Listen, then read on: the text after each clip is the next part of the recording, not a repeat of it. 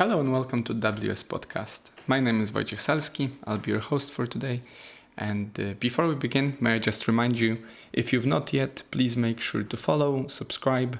It allows you to see all the episodes coming out as they go, roughly every week, every Monday at 4 o'clock British time. And if you'd like to support the podcast in any other way, follow the link below. There are options there. If you'd like to just suggest a book that I should discuss, or maybe you have a suggestion in general, please send some comments, emails. All is welcome. And if you don't feel like doing any of it, it's completely fine as well. Thank you so much for being here. And I'm sorry that I cannot be with you in full with the video as well as the audio. I'm still in the process, as expected, of setting up my new studio, and it may take some time. Christmas is coming, so here we are.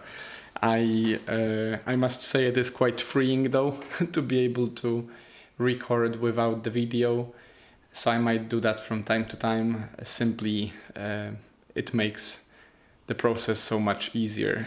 No need to set up anything other than the microphone and a glass of water, a notebook, and some ideas. So yeah, here we are. Thank you for being here. I also will welcome with all the love any comments you might have about the quality of this recording. I am recording in the new space. I'm trying to make this space even nicer, and then I'm going to show you the sort of the final effect. But for the time being, audio only. I am interested though. I'm quite curious to see how it turns out in terms of the quality, the noises. You know, it is a very different room. There's actually a window here and a big one. So yeah, let's see how it goes. And as I promised, we will continue our discussion about freedom. And this time round, I will talk about freedom in a more ephemeral, maybe a bit less down to earth, everyday kind of way. So we've explored in the last episode the idea of freedom of speech, and the idea of private property, freedom to choose, essentially, freedom of finance and so forth. And the one big topic that I didn't get to actually explore with you is also the one that I'm most interested in terms of my everyday considerations of it. And there were quite a few books. There are quite a few books already and episodes out there for you. If you enjoyed this episode, I'll put the links below. I'll put those links below for you, and I'll mention some of them as we go through it. And I'd like to basically today discuss with you the idea of freedom from a philosophical, spiritual, sort of existential perspective. So I'll bring up a few quotes that I've taken note of, ones that really inspired me, and I kept them with me over the years. And I'll also paint a few pictures from different cultures. I'll point you in the direction of a few books that you might want to read if you're interested in these particular, cultural or philosophical or spiritual traditions. And I'll also, once all this is done and I sort of paint these different colors on the canvas of this episode, I'll then share my own perspective. And of course, bear with me. I understand that my own perspective seeps through every word I say. And that's also an interesting idea, right? Do I choose what I say or not really? And we'll definitely get into that in detail in a second. But essentially, after presenting you all these ideas, I am aiming to basically share with you what I think, and then leave an open-ended question for you to think this for yourself. So the title of the episode and the question that we will sort of wrestle with is the question, are we really free? And let's see let's see what we come out with, right? I'm just gonna take a few notes here. Have some ideas already popping up as well, like popcorn. So let's dive in. So in terms of freedom, it can be argued, I think, fairly fairly securely, fairly squarely, what a tongue twister, that the idea of freedom is one of the fundamental aspects of human existence, right? It's a part of the Declaration of Independence in the United States. It certainly is a part of the Bill of Rights in England, in the UK, and pretty much any country out there. And let's not get into the grooves of whether or not the governments of these countries actually respect these freedoms, but pretty much every country out there that is a fairly respected, considered, fairly stable in many ways, lawful country, lawful space, considers this idea of a fundamental aspect of human existence being freedom, right? Slavery is considered to be illegal, and for good reason. I think, I hope that in many ways less and less people each day are a slave to either a system or another person, or maybe their own habits and stuff like that. But let's try and stick to the to the fundamentals here in terms of our existence in this world. So I'll put the laws and regulations on the side, and we'll explore more of the difficult, really the more complex, I would say, because it's much more difficult to describe and discuss things that we cannot touch, and it is very difficult to, for example, convey a subjective perspective to another person, right? Language sort of allows us to do that, and that's what I'm attempting in this episode and in the many others. And you do the same when you're telling your friend a story, or when you're sharing your day with your spouse, maybe once you're getting ready to go to sleep or whatever.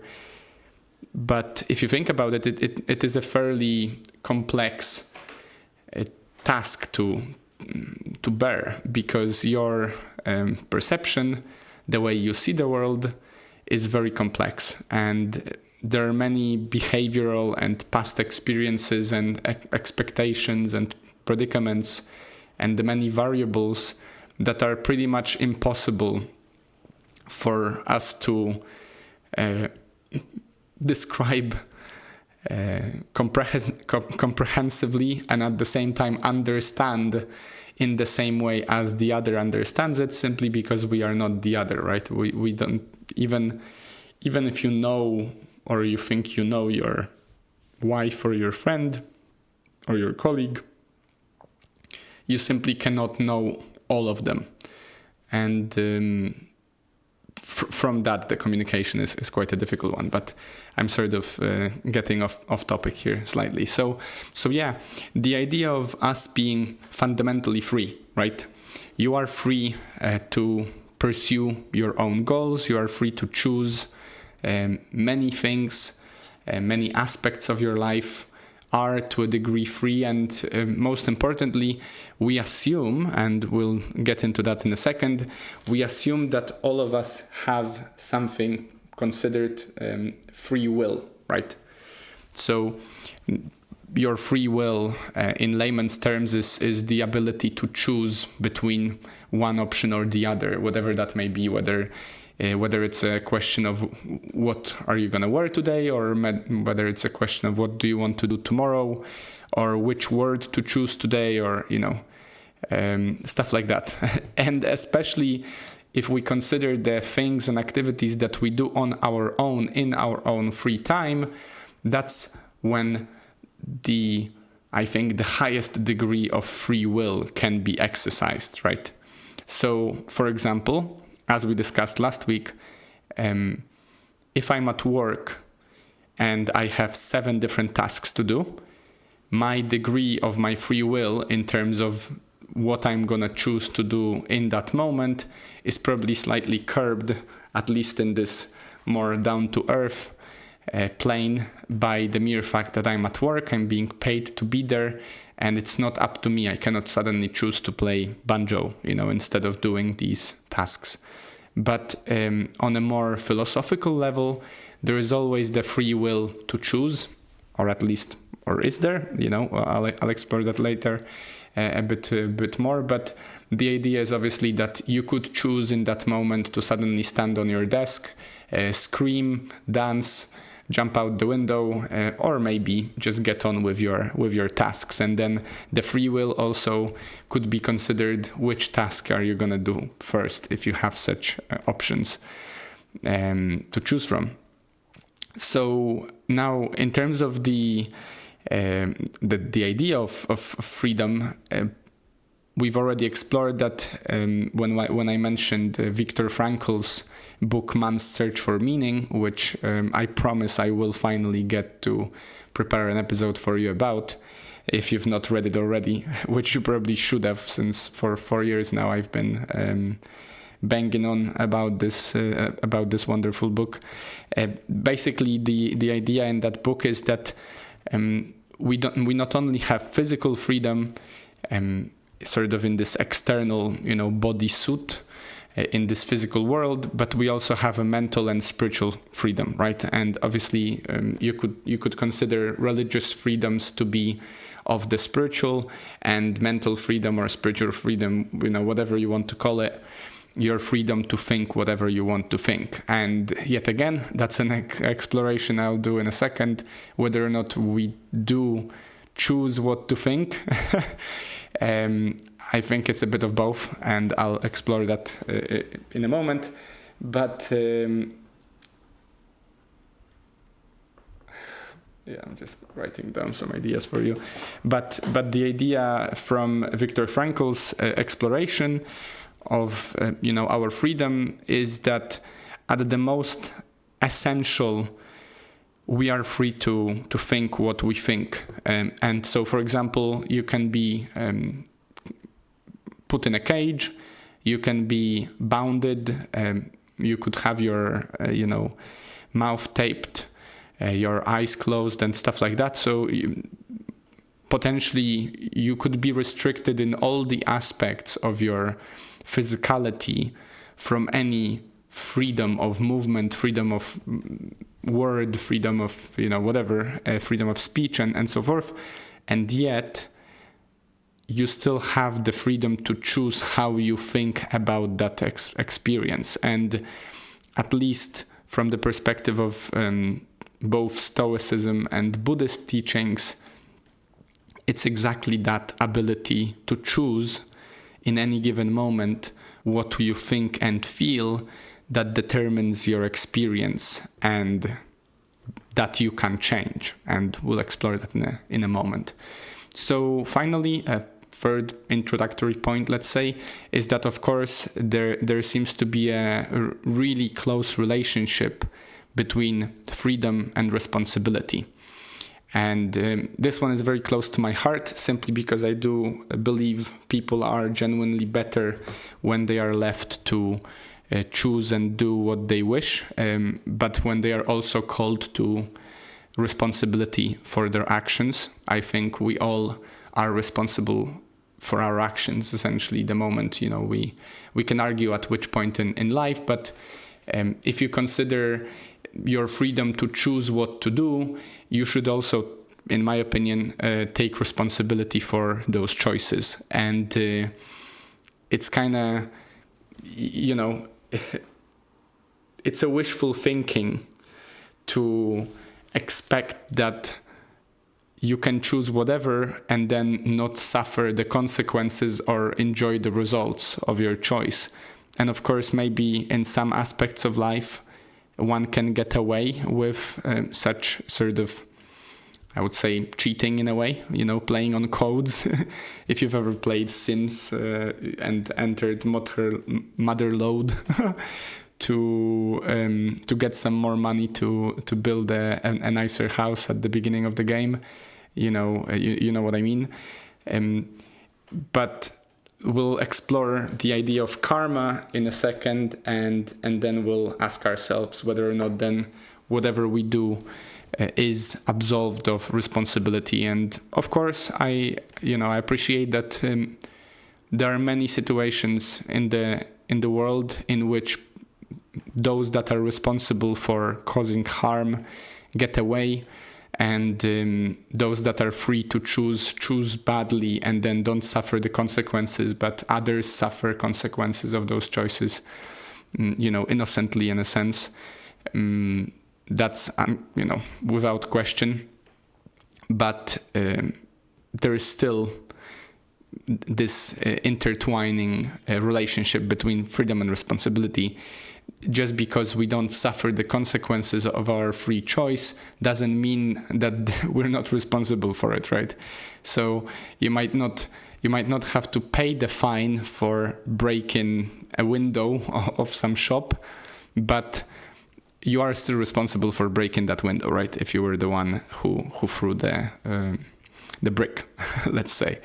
So yeah, let's explore some different influences, and I'll also try to intertwine them with some quotes that I believe are quite reflective of this idea, and I'll point you to a few books that we've discussed. So let's look first at the free spiritual sort of maybe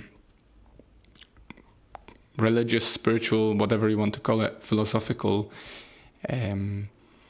explorations of freedom from the Eastern philosophies or spiritual teachings, right? So if you remember, we've discussed Tibetan Book of Living and Dying by Sogyal Rinpoche, which is by far the most popular episode on this podcast. So I'll put the link below for you, and if you are interested in this, it's certainly worth checking out. It basically talks about the Tibetan Buddhism and its teachings, and is fairly closely correlated to or at least from my perspective, to this idea of a cycle, right, of sort of rebirth and death, reincarnation. And the traditions from that area of the world seem to have it that you are responsible for your actions, not only in this life but all the others, right? So there is a concept in Hinduism called moksha, and I hope I'm saying it correctly. And basically it's the idea that you can liberate yourself from this cycle of birth and death by attaining, I guess, enlightenment in other traditions called enlightenment. And why do I want to touch base on this one here straight away is I said earlier about karma.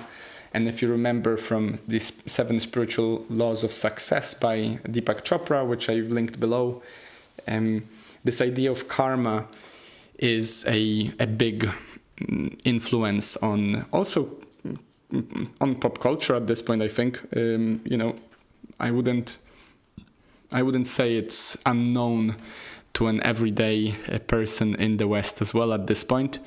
It is not necessarily understood always the same, and even with my teacher,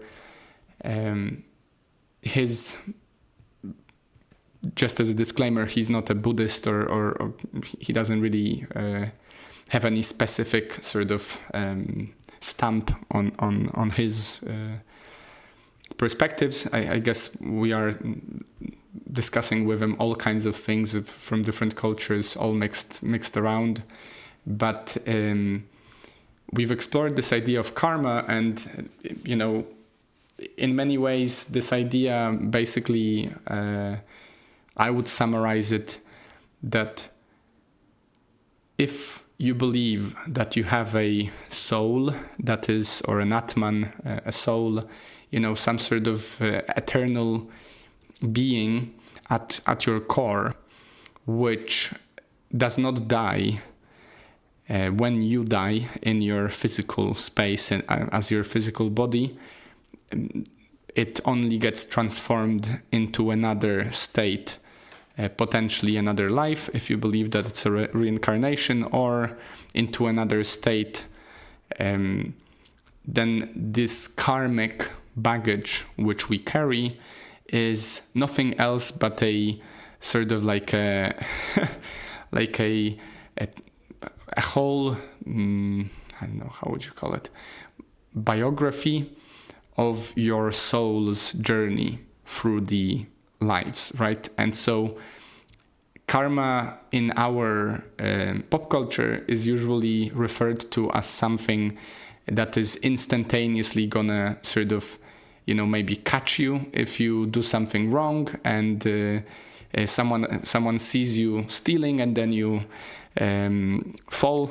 They are like, oh, that's instant karma, or you could say karma is a bitch. I literally heard it today at a meeting with my friend.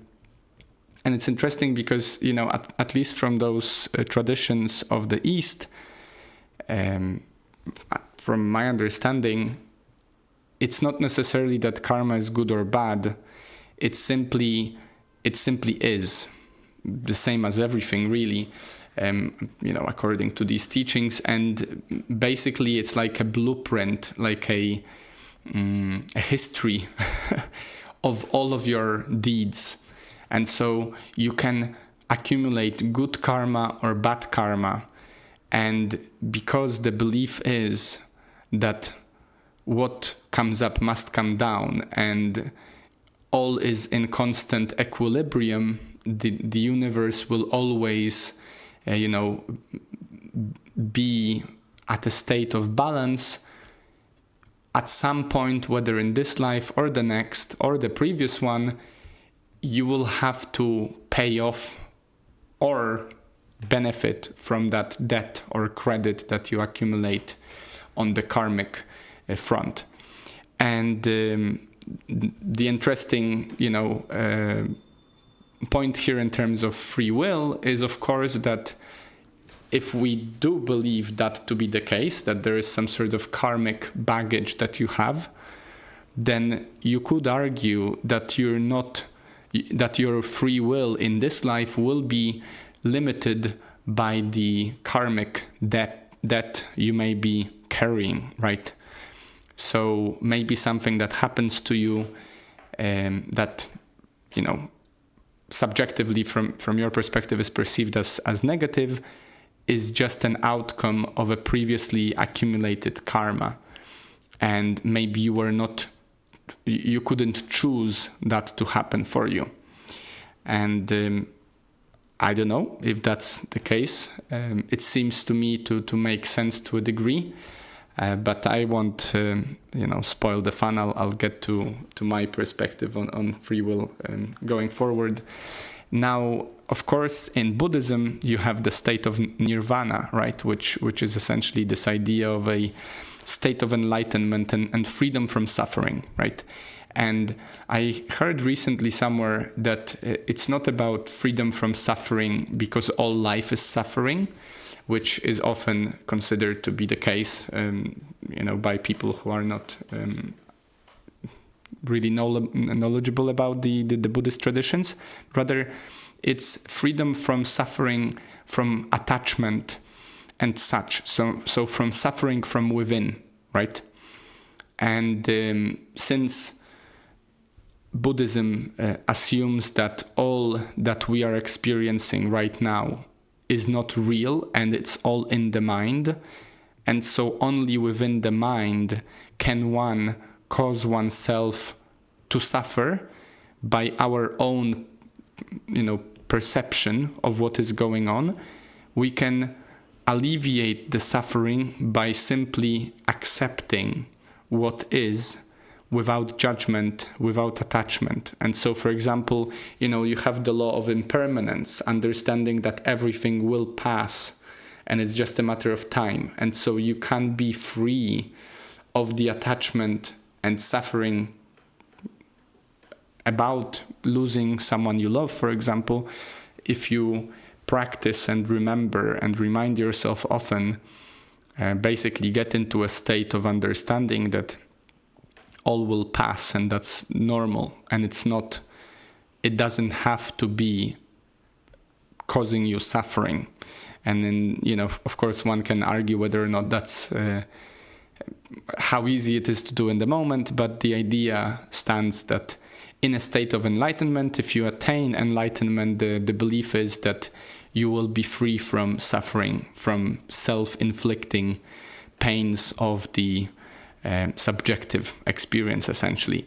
And for this particular topic, I would definitely recommend you check out the Letting Go episode, and of course all of the other episodes connected with David Hawkins's books that I've made. This is the second most beloved episode on the podcast, and it's a great one as well. It's my personal favorite, to be honest.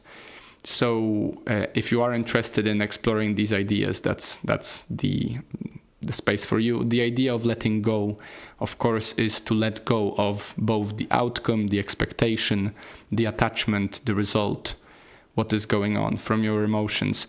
To let go completely is to attain this state of enlightenment where nothing bothers you anymore, because you simply are. And of course, sounds easier than it can be done. Talking from experience, I'm nowhere near that. And quite frankly, I don't know if I exactly want to be there. But let's see. So in this space, I'm just going to mention the quotes that I have of my own. So of course there is one from Buddhist scripture that the mind is everything. What you think you become, and this is essentially that it's all in the mind. And the second one that I wanted to share with you, is actually from Dalai Lama, from the Tibetan Book of Living and Dying. The ultimate goal of the spiritual path is not to achieve something, but to realize our true nature, which is freedom itself. So from these perspectives, you are not really free until you free yourself from, experiencing this world as something real, which is a tricky proposition, but I think a good mind twister to explore. Now, of course, in Tao, and we've discussed Tao Te Ching by Lao Tzu, and I'll share the link below as well for that. You have the concept of Wu Wei, which is this idea of an effortless, sort of spontaneous action that arises basically from being in harmony with the world. So this idea of becoming like water, right? That you are able to adapt to any situation, and so by being so flexible and adaptable, you are free to flow through your life without the suffering and without the opposition. And it's interesting because, of course, we're exploring these ideas that seemingly have not much to do with freedom per se, but of course out of these ideas stem our comprehension or our doubt whether or not we are free, and what does that mean to be free. So, for example, would you consider it to be more free to flow with the stream the way it takes you, or would you consider yourself to be more free if you are paddling against the current of that stream? And of course, the idea of free will is that you can choose either. and these traditions are maybe going a step further and asking, why why are you choosing this or that? And of course, do you have a free will to choose, or are you choosing that because of some external pressure, past experience, your predisposition, or your own tradition, your own, upbringing, your own nature, right? So let's look at the Western philosophies now. And of course, it's a big word, Western philosophies. When I was noting it down, I thought, like, I don't know why it seems that, we've been taught to think so dualistically and sort of west-east. I'm not really sure where the line is drawn. I don't remember any time being shown the map of this is the west, this is the east.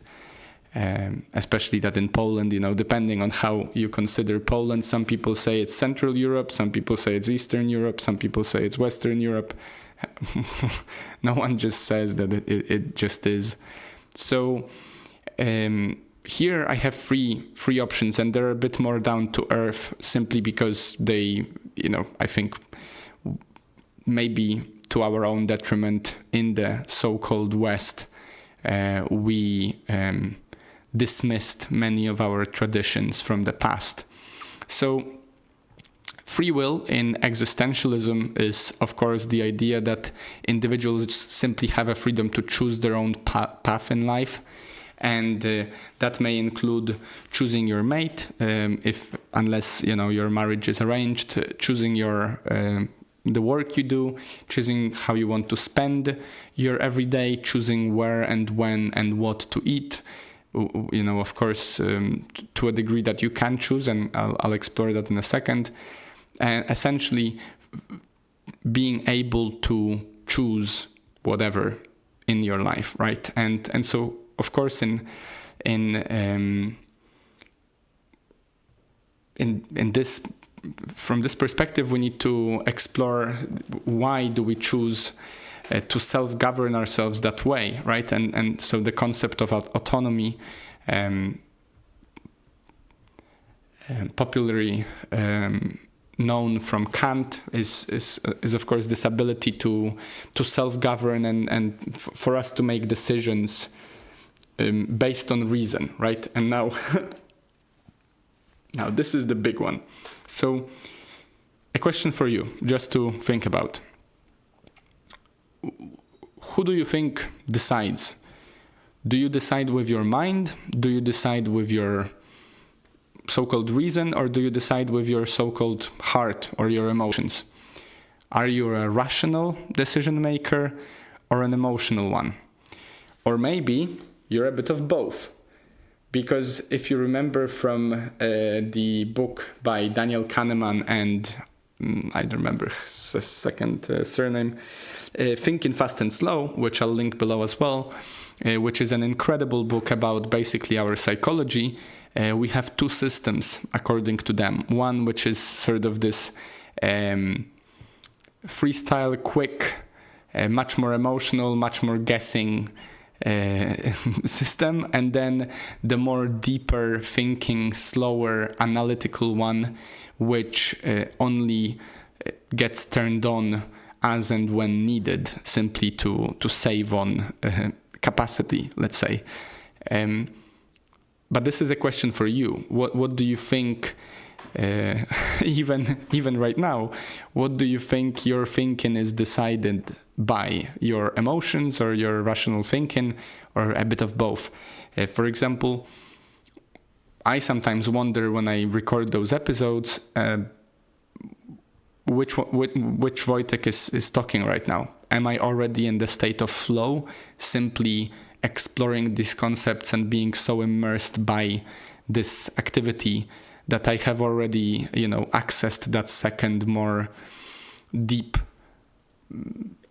deeply thinking mind, or not? Maybe I'm still shooting sort of off the cuff remarks that just sound nice, Maybe I'm just completely mumbling some absurdities into the microphone, and because I'm enjoying myself and because it's on good spirited, good intentions, I'm enjoying myself, and so here we are. So I don't know, that is just a question for you, but I do tend to doubt the degree to which we think we have the autonomy of that thinking. It doesn't seem to me so obvious that I just simply choose what to say. And since I surprise myself often, especially in really great conversations or in recording a podcast with the thoughts that sort of flow through me, it seems to me that we are not necessarily fully aware and choosing, exercising our free will to the degree to which that free will is supposedly available to be exercised, right? Okay, so now a third point before we go any further is the idea of self-actualization, right? So we've already explored the free will to choose, the autonomy, so of course the ability to make decisions. And so in psychology we have this idea of self-actualizing. It's this idea of realizing our full potential, right? The pursuit of personal growth, the pursuit of happiness, as it's beautifully said. And here, yet again, a question remains: to what degree are you free to choose that self-actualization? And this is yet another mind-bending idea with which I've definitely wrestled for quite some time now. To what degree am I choosing what I like, and to what degree am I choosing what I'm interested in? I don't think I've made many conscious choices of choosing my taste, for example. Of course, it might vary, and there were times in my life that I was choosing a certain activity over another, potentially because my peers at school would like that, and so I wanted to be like them, or maybe my parents suggested that this is a good way for me to live my life, and so I did. But it doesn't seem to me that even if we take away all these external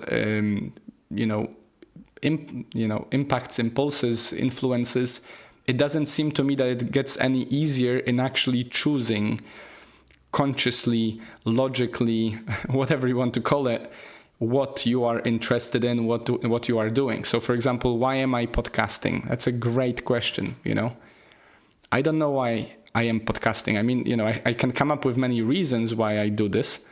And over the years, so many more reasons came up. But it's not obvious for me that I have chosen to podcast with a full understanding of what this will entail at the time when I picked up the microphone for the first time and decided just to record a little something. So yeah, what does that mean to choose where we self-actualize? What does that mean for us, to choose our personal goals, our personal freedom of that choice? It's not an obvious answer, and I don't want to give you any answers here. I'm sort of playing with this idea for your and my own benefit. So let's look at a few influences in spirituality, and then we'll explore some philosophies, and then I'll sort of try to tie it all together. If you remember, we've recently discussed the way of the Sufi, and in Sufism, there is this idea of inner freedom. If you remember, the idea basically, yet again, sort of echoes what we've discussed in terms of letting go and nirvana, which is the liberation of the soul from the constraints of the ego and the material world, right? So at this point, I think it's a good moment to introduce this image of a monkey and an elephant. So I remember I think it was from one of the episodes of a Secular Buddhism podcast, which I'll link below, which at some point a few years ago was a big influence in my weekly practice of contemplation of these topics from Buddhism and not only. This idea of a monkey mind, right? We've discussed a moment ago whether or not you're choosing what to think, right? We have the freedom of thought, supposedly. Now, if you've not already, please take a few minutes after this episode is done, or maybe even take a moment now. I'll be there for you once you click play again, and just engage in this activity of sitting down and simply, maybe close your eyes, you don't have to, it doesn't matter, simply trying not to think anything. And see just how many thoughts you have which are not necessarily freely yours, right? For me, I've been, practicing meditation on and off for years, and my mind ain't, less full than it was. From time to time, I sort of get to experience this feeling of sort of emptiness, but it's very fleeting. I bet in many ways I simply am not doing it right. But my point here is that it doesn't seem like we are free to think fully. And so there is this parable, or this idea of a monkey and an elephant. An elephant being our higher self, you could say our soul in this for the purposes of this discussion, and the monkey being the ego self, so the smaller self, right? So, for example, the elephant is that deeper experience that you have, this awareness that is slowly but surely moving through this warped space-time experience, whereas the ego is what supposedly, and I quite like this idea, grounds us to reality of the physical. Because without the ego, potentially we wouldn't really care about the body, because the higher self doesn't necessarily need the body to still be, or at least it seems like that based on the teachings and on at least for me, it seems like that. So the point here is, in Sufism, this inner freedom comes from us being able to liberate ourselves from the ego and from the material world, not necessarily by disappearing or dying, but by stopping to be attached and reliant and sort of influenced by the ego self and by the needs, expectations, and sort of influences of the real physical, real quote-unquote world that we are experiencing. And of course, in Buddhism, we've explored this enlightenment and this nirvana, which of course is this idea that you can awaken to the true nature of reality and attain freedom from suffering, basically by addressing that same idea, by becoming free of the ego, free of the lower self, free from the influences of the material, physical world, and by observing as well that you can become free from your own suffering thereof by simply being and observing that state of being without judgment, without attachment, without expectation. So this is a thought for you. Of course, the monkey and an elephant is a image that stayed with me because I do see when I meditate this, monkey thoughts that arise. Some people sometimes call some of those thoughts also intrusive thoughts, which is funny because, potentially intrusive thoughts, the way I understand it, is like the kind of crazy thought that you might have about, I don't know, doing something really, really out of the ordinary, something unhinged. And you might laugh to yourself by thinking that you're a crazy person by thinking that. And of course, many people might think that it's simply a thought. And the question is whether it's your thought or not. And to that degree, I don't just yet have an answer for you. I'll try to address it in a second. Now, of course, we also have the idea from Christianity about the spiritual freedom and the freedom of all by, knowing the truth, and the truth shall make us free. One of the most, if not the most known passage from the scripture for the idea of freedom to follow one's conscience and live a life of faith. This spiritual freedom, I think, is also a great, analog to all of the freedoms on a spiritual level that all people have. You are free in the same way that you potentially are free to think your thoughts. You are free to believe whatever you want to believe, right? So you are free to believe whether you have a soul or not, or whether you have an ego or not, and so forth, and whether there is God and what that God or, higher self being means for you. So now, few aspects maybe to explore here is that I'll give you three here. I'm not gonna, let's give three, and then I'll jump into sort of tying it all up together. That's my free choice, or is it? So you have the idea that freedom is not only given, it also sort of must be taken or created and ascertained. And for example, on a spiritual level, in terms of practice, my understanding of this idea is that every day as you sit down to meditate, you exercise your freedom of, being in charge of your thoughts, of your body. I recently gave a little talk at work about the benefits of cold shower exposure and meditation. And one thing that I said is that, which really resonated with me, I hope it resonates with you, that you are in charge, or at least I feel like we are in charge of our bodies. But because of the comfort-seeking nature of ours, we allow our bodies and our minds sometimes to be in charge of us. So, for example, I don't know anyone who enjoys shivering cold showers. I know many people that tried them and seen the benefits of them, but I don't know many that enjoy them, and I know I don't.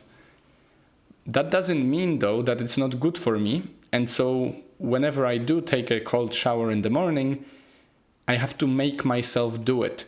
And in a way, I think that's the moment when I'm taking control of my freedom rather than allowing my body to dictate that I will not go in there because it's cold. I choose to go in there because it's cold for my own benefit, and so I exercise the freedom to choose over my bodily sort of basic instincts, let's say. Of course, it can be applied to many other things. Whenever you're doing something that out of comfort and laziness your body or your mind doesn't want to do, you are strengthening that muscle in a similar way that you're at the gym. You have the freedom to work out or not, and of course the benefits of working out now will come afterwards, while the benefits of lying down on the couch right now will immediately come, which is why it's such a difficult, trade-off for many. But exercising that freedom, taking that freedom, creating that freedom for yourself is exactly what this idea of not only being given but also taken and created, I think, is about. Then, in terms of our broader perspective of life, I would like you to consider the idea that you are free to come up with a meaning. So both in Man's Search for Meaning, Viktor Frankl pointed out that people who do have something to die for, something to live for, are simply happier and more likely to be successful. It's proven to work as well in terms of, some coaching practices and stuff. If you fight for survival and the other person is fighting for a medal, you will win, because you are fighting for everything and they are just fighting for a piece of, goldish, aluminium or whatever. So in the same way, there is this quote from Nietzsche, he who says, not from Nietzsche, from Nietzsche, he who has a why can bear almost any how. And so that why, that reason that you have for doing something, can empower your activity. But then, yet again, coming back to the idea of choosing what is meaningful for you, I would encourage you to consider what is the meaning of your life, what is the purpose of your activity, what is meaningful for you, and use it to your advantage in this concept. And also consider, yet again, what exactly do you mean by saying I freely chose that that's what's meaningful for me? Because in many ways, I guess that there are external powers that might be impacting your decision making. Now, of course, the same philosopher Nietzsche actually has this idea of a will to power, which basically is like let's say a fundamental drive of us to exert strength and creativity in the world. I guess it's this innate need for us to be so-called heard, to express ourselves in whatever shape or form. Sometimes it might come out quite ugly, but nevertheless it's probably stemming from the same instinct. Try to be on your own for 3 weeks and see just how much you'd like to speak to someone. I think in many ways this is yet again something that we're not fully free to choose. We simply are social creatures and we simply need other people. It's unlikely that you would freely choose a life in the middle of nowhere on your own until eternity. And if you did, maybe you're one of the few that would like that, but it's unlikely on the whole to be the case. So now, before I explore a few more quotes for you, I wanted to give you my own take on on this whole idea, right? So, as we've explored, right, first of all, what does it mean to be free in terms of our mind and body? What does it mean to be free in terms of our thoughts, our responsibilities? Are we free when we are suffering, or are we free from suffering and therefore we are free then? Are we free when we die? Do we have karma? What is free will? Is there autonomy? Do I choose what I want to pursue, and do I have any spiritual or inner freedom? Do I have to attain enlightenment to be free or to feel free? I'll start from the most interesting aspect for myself, something that I've discussed a few times. Maybe I even shared it briefly on the podcast before. Something that really speaks to me volumes in terms of our power, the power that you can, I believe you and myself and everyone else can obtain and wield every day to our own benefit and to the benefit of the world, is, and I don't know how you would catalog that. You choose yourself. What do you think about it? So, in terms of the free will, it seems to me that we have a free will of a sort, but to a degree. So, for example, I did not choose, or at least I don't know if I did choose to be born the way I was born, to the people that I was born into their family, in a place, in the time, in the space. And in many ways, for the many years of my life, until I sort of became a bit more aware of myself, and I think that's one of the steps we can take every day to become more free in this spiritual sort of philosophical context, is by observing and understanding and addressing the way we are, so as to observe whether or not we want to change the way we are. I felt that for many years I sort of ran on autopilot. Looking back, I don't even know the guy that I was when I was a kid. It's interesting. I sometimes have this, have these moments when I'm thinking about how did I get to choose going to that school, or dating that person, or playing in that football team, whatever, spending that amount of time playing computer games or the other, or choosing to do something because it seemed like. And of course, there are some reasonable arguments to be drawn to make sense of it. So for example, of course I wanted to play football because everyone else was playing football. For those of you who are listening from United States, I'm talking about soccer actually. So, of course everyone in school seemed to want to play football. And so I, being from Poland, where many young guys wanted to play football, I also wanted to play football. I was watching football matches for many years with my parents and my grandparents, and it was such a big thing. And to many, I probably enjoyed myself, don't get me wrong, but looking back, for example, right now, I'll watch an odd match with my friends for the benefit of being with them, but the match itself doesn't really matter for me much.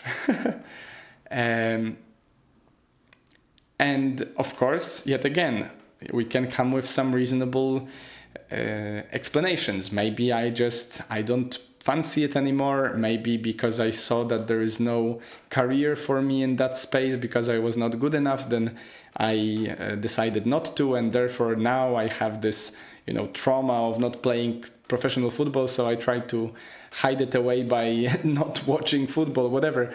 We can always come up with reasoning post whatever happened. That's what we're fairly good at. But in terms of actually choosing at the time, it's not obvious for me why I stopped, and it's not obvious for me why I chose to start to begin with. Now, saying that, if we do attain, and I'm not saying I did, but I do feel much more like it, I think there is a level of self-awareness which one can attain when exercising these freedoms to choose becomes a bit more conscious, right?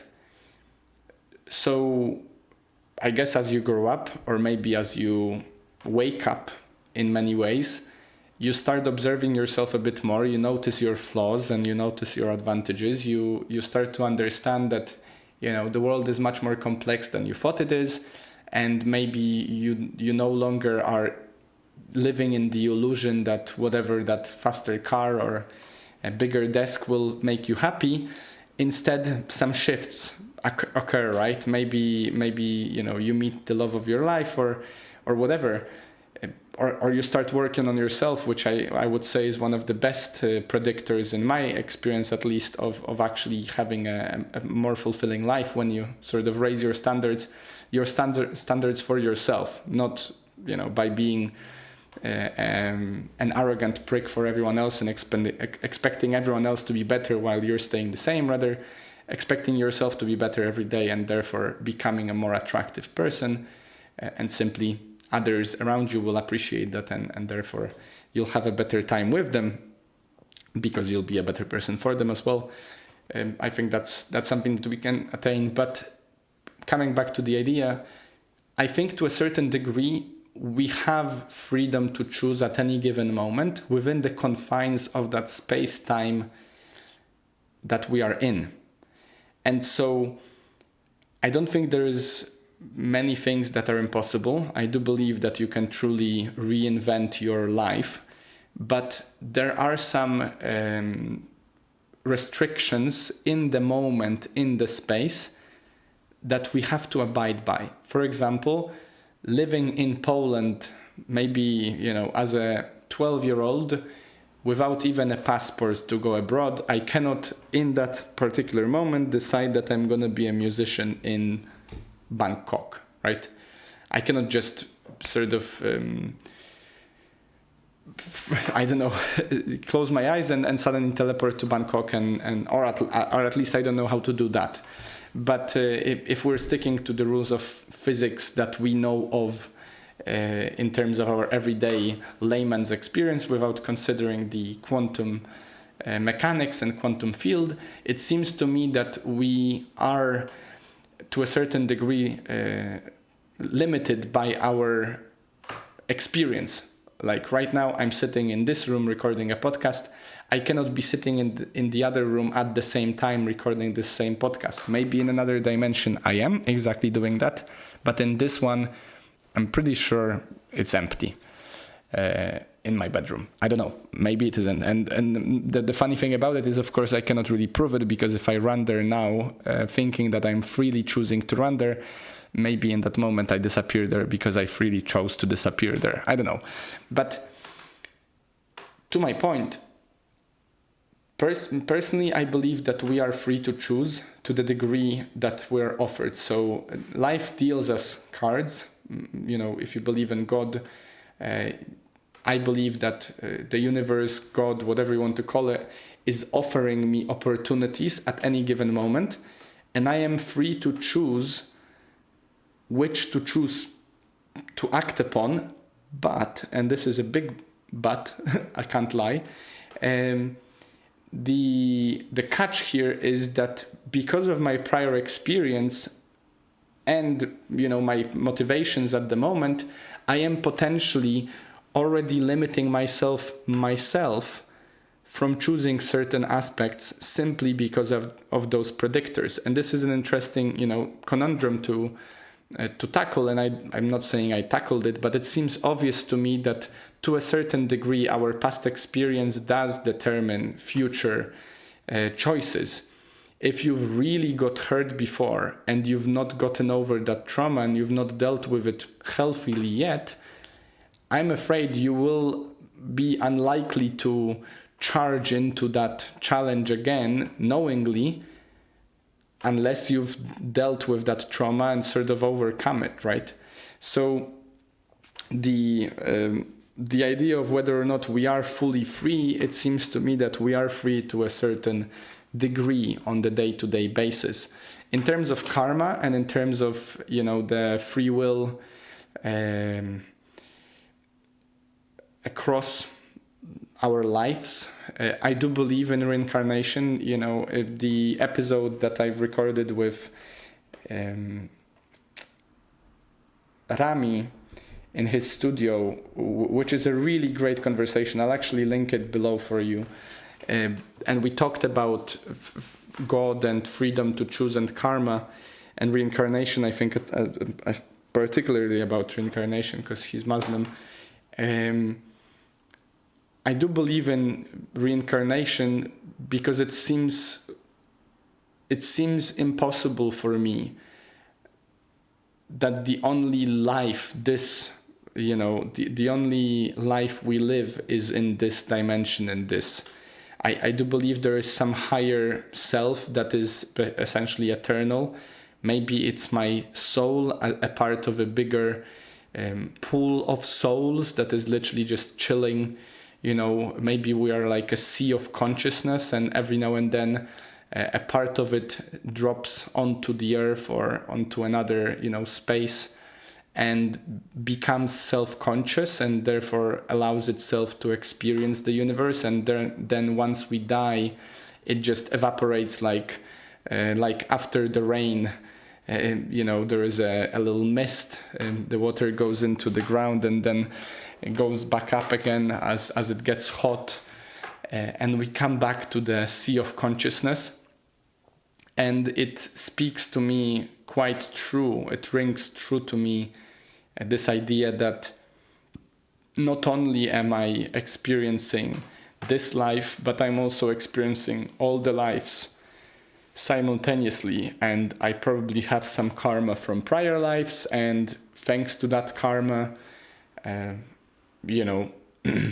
considering time does not exist, which is another rabbit hole to jump into, and I'm afraid we're running out of time on this one, so I'm just gonna put it in as a note for you to maybe prepare this episode, since we're diving so deep into the mysteries of life. But if you believe that time is just a concept, and in and of itself it does not exist unless there is someone to observe it, I think, for example, that there is no time.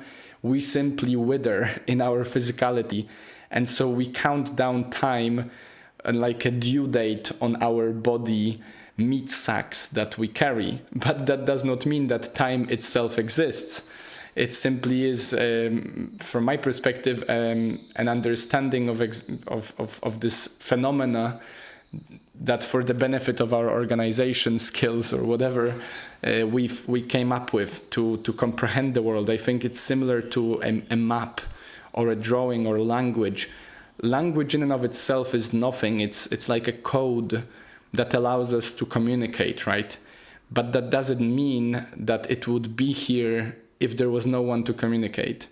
Similarly to a map, a map of a place is not that place, it's just a map. So it's a tool that allows us to find ourselves in that space. But if there is no one to find themselves in that space, then the map is not serving its purpose anymore, and therefore, one could argue it's not really a map anymore, because the meaning of the tool is what it does.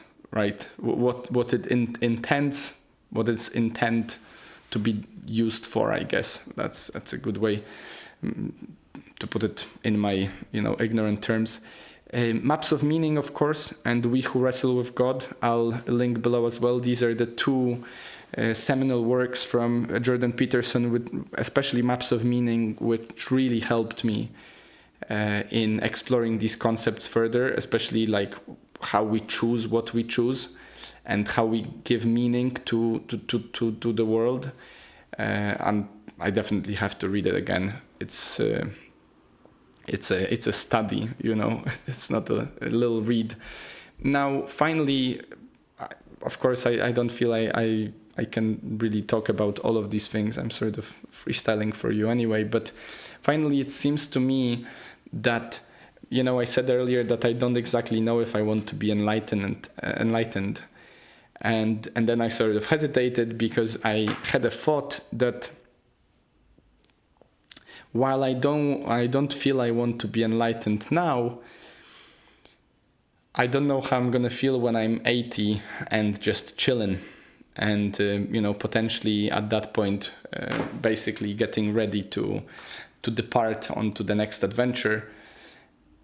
It certainly seems to me that making peace with the idea of impermanent life and of essentially making peace with death, which the invitation is for us in all of the major scriptures out there, to basically befriend this idea that we are not the whole of the universe. We're simply, we are, and then we're not, and whatever comes next we don't know about. But we can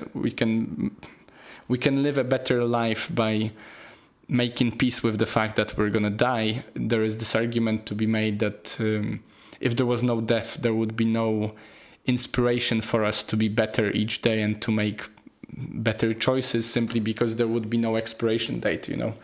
So there would be less incentive to find meaning in our lives.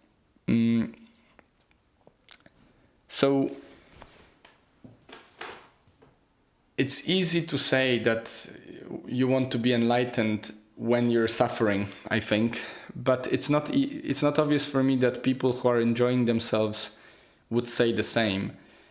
I hesitated because I feel like I'm living a really great life, and in many aspects of that life, however humble they may be, are really fulfilling. And so, the idea of enlightenment and so the idea of lack of attachments whatsoever potentially would mean as well letting go of the attachments of, having my wonderful wife, doing what I love, enjoying the spaces that I'm in, having the friends that I surround myself with, having the goals and dreams and aspirations and activities that I participate in, and feeling the gratitude. And of course, maybe the enlightened ones will say that you don't need any of that the moment you're enlightened because it's so fulfilling to be enlightened. Maybe for that reason, I'm freely choosing not to aspire to that enlightenment just yet. It's like willful blindness, right? You can choose to be ignorant of the problems of the world simply because you think the suffering that you will feel from understanding these problems is not worth it, right? And that's a good point. Not necessarily that I agree with it, but I understand it certainly. And I understand why many people choose that route and simply just, close their eyes or choose to look away, essentially. But, in terms of freedom, coming back to, are we really free? Am I really free? I think, I emotionally, logically, within the confines of the unfree life that I'm living, within the confines of my space-time and, even of my understanding, within the confines of the limits of this language, trying to convey this to you, I am already limited to the degree that I cannot suddenly start speaking Polish or Swahili because I don't even understand and know Swahili. I cannot speak Polish for you because you don't understand Polish probably. So there might even be a word or two or a description that will just not make sense, or maybe I would use an idiom that in your language doesn't mean anything, right? So certainly we are not fully free, or at least for me, certainly we are not fully free. It seems to me that we are fundamentally free as an aspect of our human existence by being able to choose within the confines of what, of the experience and the space-time that we're placed into. The context of our story limits our ability to choose, but we still have a limited ability to choose within that confines. And I believe by becoming more self-aware, by becoming more accountable for our actions, by becoming more kind and loving to others and understanding to ourselves and others, and by exercising this power of freedom with full responsibility and understanding that we will falter and we will fall, but we will try to do our best for the benefit of ourselves and others, I think we can gain more freedom over time in this spiritual, existential space. And you are free to explore your freedom in any way you choose. You can try to liberate yourself from the cycle of rebirth and death by attaining enlightenment. You might free yourself by trying to live an effortless and spontaneous action-filled life by, following the Wu Wei from Taoism. You might want to pursue your happiness or, exercise your right of freedom to believe whatever you want to believe. You can pursue enlightenment, or you can choose to do none of that. You can choose to limit your freedom in some way. And quite funnily enough, I know it's quite a long episode by now, but one more thing I wanted to say, which I said at the very beginning, and I just reminded myself about it, is, unfortunately, we are not necessarily free from our habits. and our addictions. And this is a big point. And I'd like you to, if you are, for example, a smoker, and you don't believe you can quit, and I know how it feels because I've been one once. The episode How to Quit Smoking, the book Easy Way to Quit Smoking by Alan Carr is certainly for you. And I think getting rid of addictions and being addicted to anything, whether it's watching TV too much, eating too much, working out too much, having sex too much, porn, whatever, like anything can become an addiction. I could become addicted to podcasting and podcast 24/7 to the point that I exhaust myself and die, I think that's another important aspect that I do believe in, is as you become more self-aware, as you become more understanding of yourself and of your limits of freedom, you should also become and strive to become aware and free of those habits and, mental prisons and addictions of any kind that you have got yourself into. I believe there are many organizations and people out there and forces that benefit from keeping us docile and unfree. And so with each step towards more self-awareness, spiritual freedom, existential freedom, I think we're also taking our right to be free as human beings, essentially. And so that's what I wish for you as well. And so yeah, I'll put links below to all of these different episodes that we've explored and topics.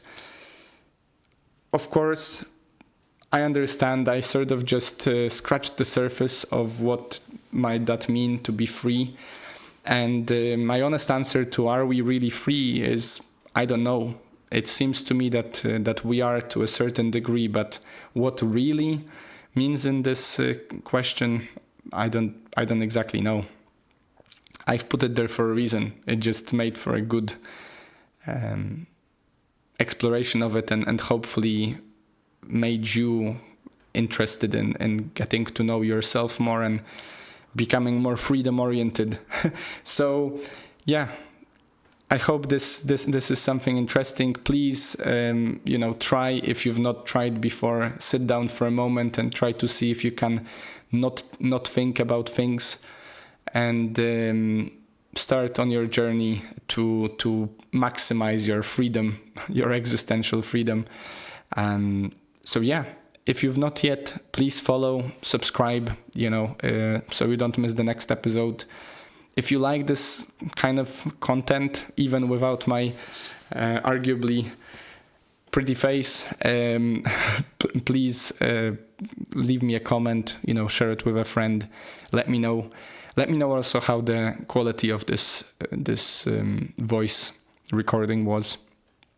And so yeah, other than that, have a wonderful, wonderful week.